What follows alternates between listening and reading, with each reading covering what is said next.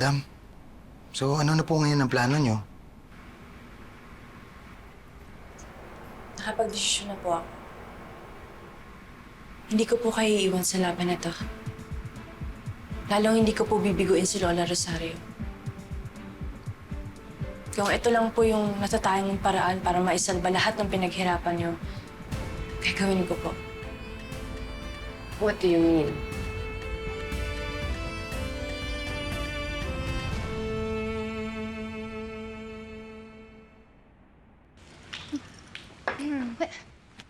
Naku, mag-ready na kayo.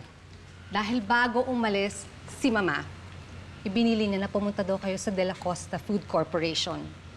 Meron daw siya importanteng announcement. Feeling ko talagang gusto na kayong surpresahin. Really? Has she finally realized na sa amin dapat napunta yung company? Well, let's see. Pag nandun na tayo.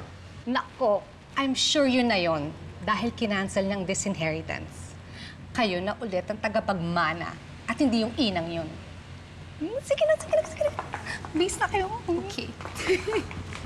Let's go!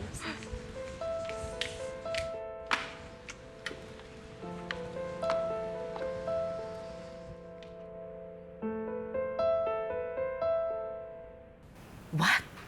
Are you sure? Well then, that's good news. Oo, sige. Balitaan mo agad ako sa mangyayari, ha?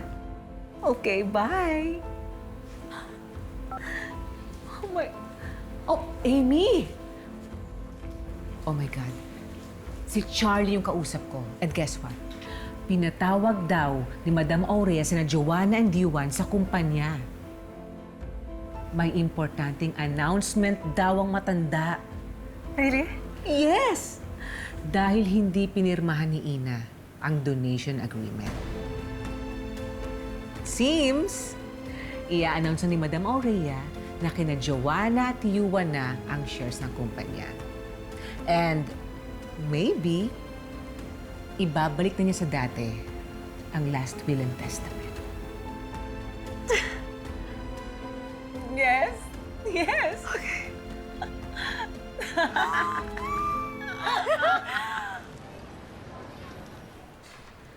Ano kaya yung importanteng announcement ni Mama? You know, I'm sure it's just something about the company. Pero di ba kayo nagtataka na ngayon niya lang ulit tayo na-invite? Feeling ko, Mom, nagbago na isip niya. Feeling ko talaga i-a-announce ni later na tayo na ang bagong makakatulong niya na i-manage ng De La Costa Food Corp. Oh my God. Yes, that's possible. Lalo na hindi naman pumirma si Ina. This is it. Ito yung matagal na nating iniintay. You know, for some reason, I have a bad feeling about this. Oh, come on, Yuan. Ano naman yung ibang rason ni Lola para i-invite tayo dito? You know what, Yuan? Kapag nasa atin ang lahat, we will sell everything. We will sell this company and we can do everything. Imagine. Let's go. Congratulations in advance to both of you. I'm happy for you. Thank you, Tito. Hindi pa tayo sure dyan, Tito.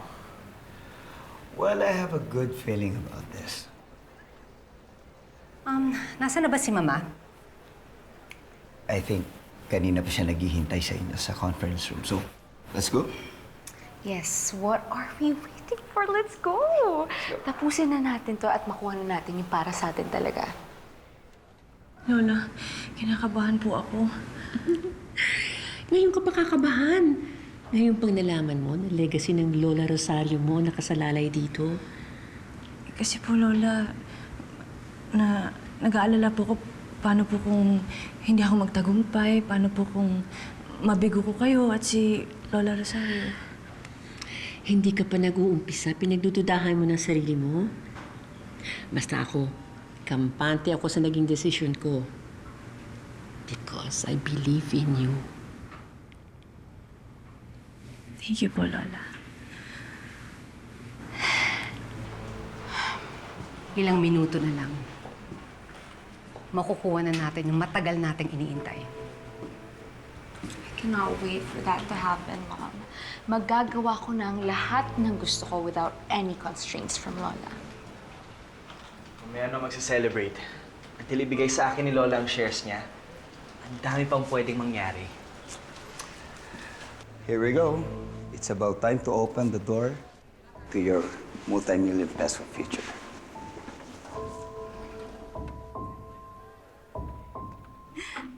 Come in. Nandito na pala sila.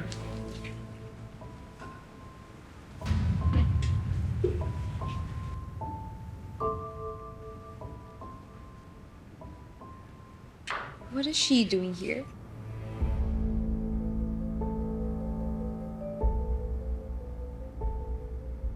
I invited her as well.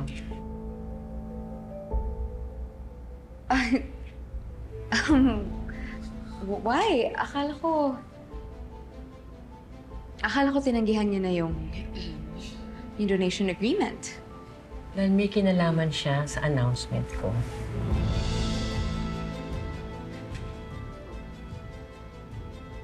With all due respect, Ma'am Orian, ano ibig niyo sabihin na may kinalaman si Ina dito sa meeting na to?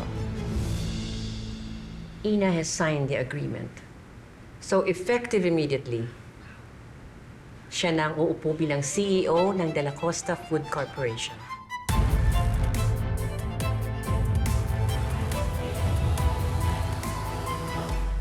No, Lola, come on. I think we have, like, some kind of a misunderstanding here because What misunderstanding are you talking about? Ina told everyone that she's not gonna sign the agreement. But she already did. Then what the hell happened, you gold digger? Bakit ngayon gusto mo nang pirmahan? Dahil niniwala si Ina na makakabuti yon para sa kumpanya. At hindi ko na kailangan ulit-ulitin pa sa inyo na si Ina na ang uupo bilang CEO ng kumpanyang ito.